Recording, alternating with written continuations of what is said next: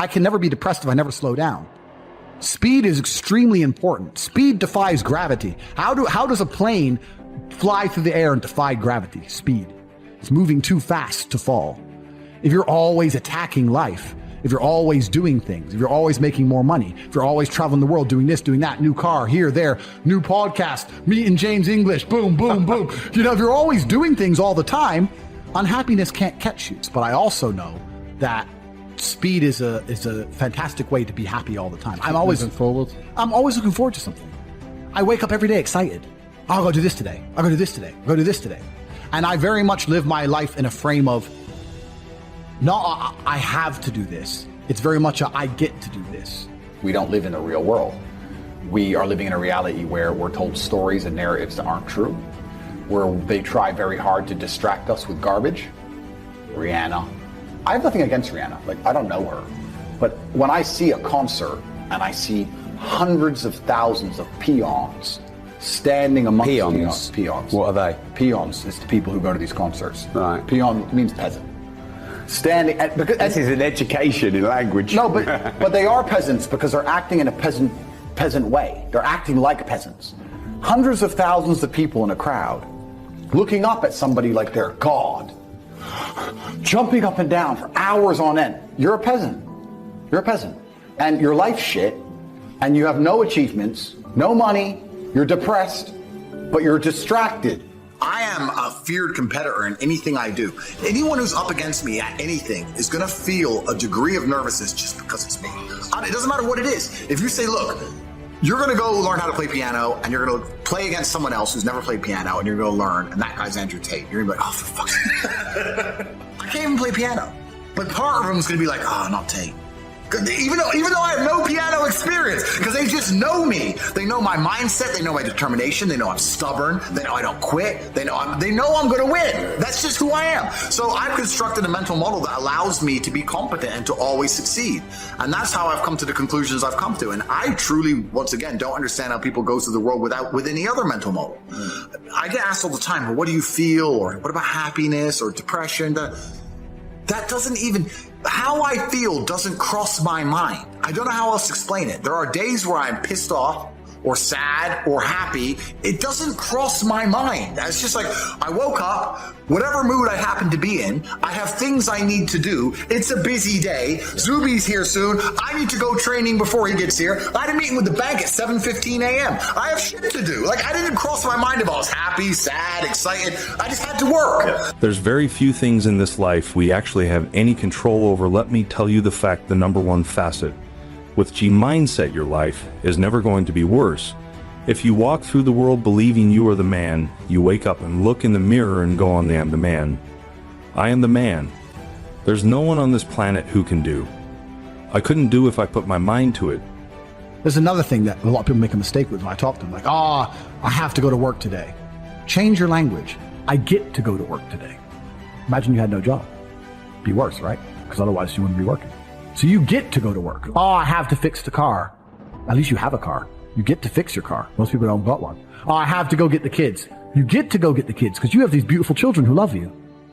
You understand? People's, even their own language is wrong. The world can be framed. Maybe I'm completely crazy. Maybe I'm full of shit, like you said. Maybe I am. But the frames I've installed in my mind are all beneficial to me. So if that makes me crazy and full of shit, good. Because I can't become depressed. So you can sit there and tell me I'm full of shit while you're depressed, and I'm happy. And I would never want to adopt the thinking of a depressed person. They've distracted you with this idol, whoever it happens to be. Put them there, and the peasant's like, yeah. And then they go home, and they're told something by the news. Let's make up a completely false scenario. Be afraid of the common cold. Okay, and then anyone who comes back and says, why are we afraid of the common cold? They delete their point of view. They shut them up to create a false reality. So people are living a life where they're working a job, they're being enslaved by the machines for their tasks, but their mind is distracted by garbage and only fed a fake story, and they're living inside of a computer-generated simulation. They're living inside of a world that is not real. They don't live in a real world. A lot of people live inside of the matrix completely, especially the people who dislike me. So I think my mental model, to a degree, I'm certainly not a person who doesn't feel emotions, because we're all human. I certainly do. But I've never prioritized them in any regard. I haven't built a mental model that affects, I haven't put them in the middle of my mental model and then affected my actions based on how I feel for each one. It's absolutely and completely the opposite. I would love to do a podcast on a day where I'm particularly sad and a podcast on a day when I'm particularly happy. And I guarantee you wouldn't be able to tell the difference. So that's what allows me to be competitive, right? Because if you're competitive, if you want to be the most competitive predator on the planet, you have to be able to hunt in the day and the night.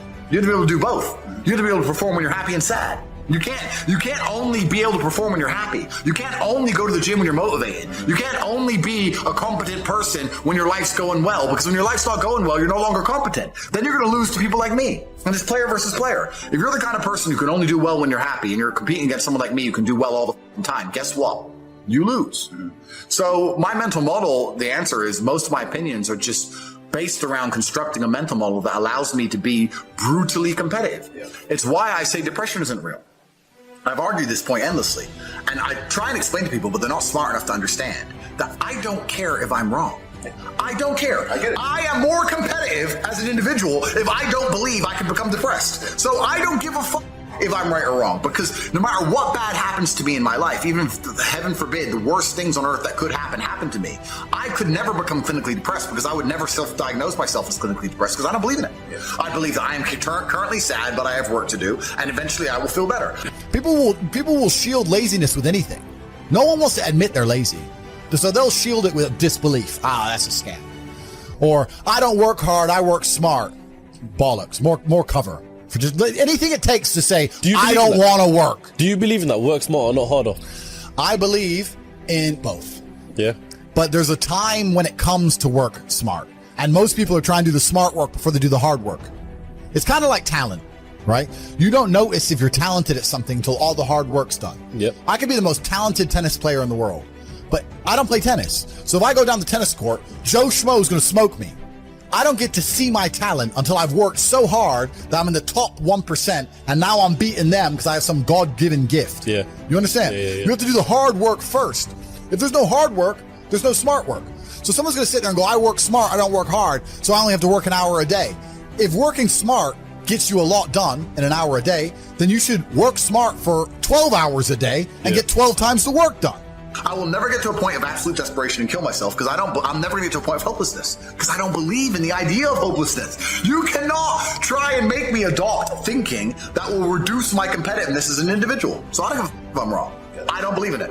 That's it. End of story. So I don't believe in things that take power away from me. I don't believe in things that make me less competitive, and I don't adopt mental models that make me less competitive. Every single mental model I have are the most efficient ones I could find. To the mental model I found that if I adopt, I become a more fearsome predator. That's it. So this is how I've come to all of my conclusions as an individual.